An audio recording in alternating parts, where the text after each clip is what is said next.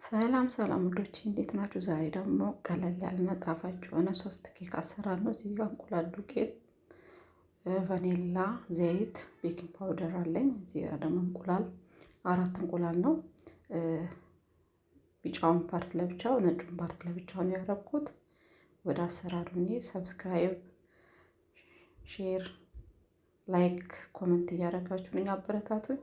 እዚህ ጋር እንደምታዩ ብሌንደር በማድረግበት እቃ ውስጥ ከትቼዋለሁ። ክሬም እስኪሆን ድረስ ነው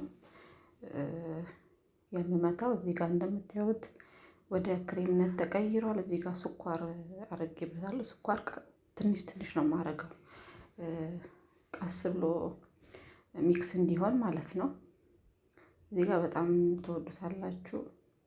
እንግዲህ ለቪዲዮ ጥራት ስቴፕ ባይ ስቴፕ እያስተካከል እንሄዳለን። በጣም ቀላል ነው። እዚህ ጋር የምጨምረው ቤኪንግ ፓውደር ነው። በጣም ተወዳጅና ጣፋጭ ክሬም ኬክ በባህሪው ሰዓት የመቆጠብ እንትን አለው።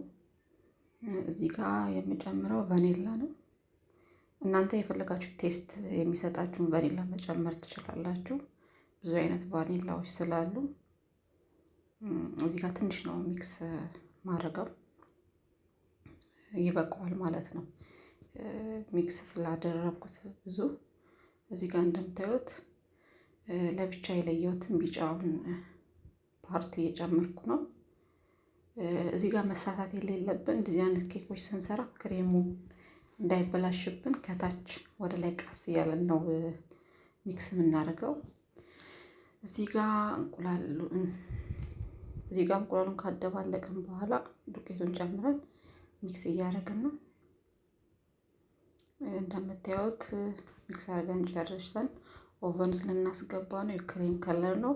ኦቨኑን ግን ከመክተቴ በፊት በ160 ነው ያሞኩት። ልክ ስከተው ማለት ነው በ130 ነው ሙቀቱን የምቀንሰው ማለት ነው። እዚህ ጋር እንደምታዩት በስሎ ወጥቷል። ምን ብዬ ልንገራችሁ፣ በጣም ሶፍት ነው። ከላይ ደግሞ የምታዩት ህንድል ጆዝ ነው ያረኩበት። ጣፋጭና በጣም ተወዳጅ ነው። ትወዱታላችሁ። አመሰግናለሁ።